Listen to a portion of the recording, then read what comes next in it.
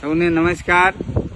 મારા 14 દિયોદર વિધાનસભા મત વિસ્તારના વાલા પરિવારજનો, મિત્રો, હવે ચૂંટણી આચારસંહિતા પૂર્ણ થઈ છે, એટલે આપણે સૌ લોકોના પ્રશ્નો અને વિકાસના કામોની અંદર જોડાઈશું। આપણા યશસ્વી વડાપ્રધાન આદરણીય નરેન્દ્રભાઈ મોદી સાહેબનો સંકલ્પ છે કે આપણો દેશ વિકસિત દેશ બને। આપણો પણ સંકલ્પ છે કે આપણો 14 દિયોદર વિધાનસભા મત વિસ્તાર એ વિકસિત વિસ્તાર બને।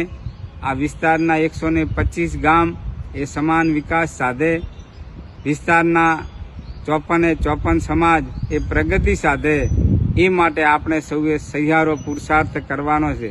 મિત્રો, આપણા વિસ્તારની મુખ્ય સમસ્યા પાણીની સમસ્યાનો ઝડપી નિરાકરણ આવે, રોડ, રસ્તા, આરોગ્ય અને શિક્ષણના જે પ્રશ્નો બાકી છે એનું ઝડપી નિરાકરણ આવે અને આ વિસ્તારના તમામ ગામોમાં વિકાસ ઉત્સવ યોજાય, એના માટે થઈ અને ધારાસભ્ય તરીકે હું પૂરતો સમય આપી શકું, એના માટે હું આપ સૌનો સાથ અને સહકાર માગું છું, આપના આશીર્વાદ માગું છું।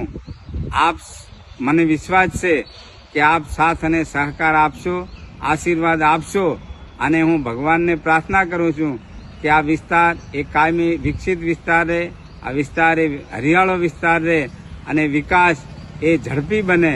એના માટે થઈ અને હું પૂરી શક્તિ અને ભક્તિથી, સંપૂર્ણ સમર્પણની ભાવનાથી આગામી સમયમાં ધારાસભ્ય તરીકે એક મિનિટનો ઉપયોગ કરી અને આ વિસ્તારને વિકસિત વિસ્તાર બને એના માટેનો પૂરતો પ્રયત્ન કરી શકું, એના માટે હું આ વિસ્તારની જનતાનો સાથ અને સહકાર માગું છું, આપ સૌના આશીર્વાદ માગું છું। મને સંપૂર્ણ વિશ્વાસ છે કે આપ સૌના સાથ અને સહકારથી, આપના આશીર્વાદથી આપણે આપણા વિસ્તારને વિકસિત વિસ્તાર બનાવીશું। એ જ અપેક્ષા, આપ સૌનો આભાર। ભારત માતા કી જય।